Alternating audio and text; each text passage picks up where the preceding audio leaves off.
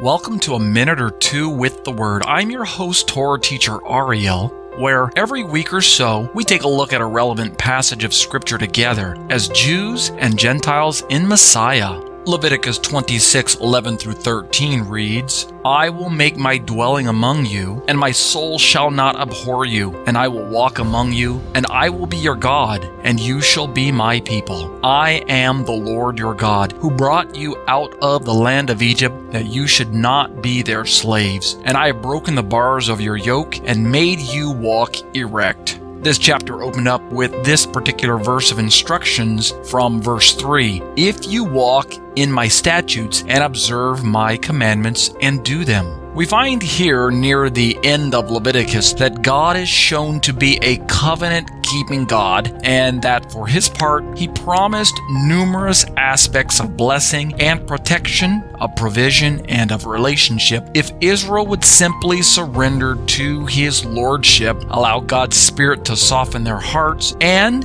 as a result, become obedient to his gracious Torah. Today, God has not changed his method of covenant-keeping faithfulness among those who belong to his family. If you name the name of Yeshua as Lord, then according to Romans chapter 3 and Galatians chapter 4, you belong to the family of Abraham, and thus you are one of God's children. This means that the words that we read about here in Leviticus belong to you too, since they were given to God's people, Israel, aka the sons of Abraham. Don't make the mistake of missing out on all that God has for you as his child. Your salvation does not depend on your amount of Torah obedience. However, Paul explicitly challenges us in Romans 2:13 to consider how justification and sanctification work hand in hand. For it is not the hearers of the law who are righteous before God, but the doers of the law who will be justified, viz., blessed by God both temporally as well as eternally.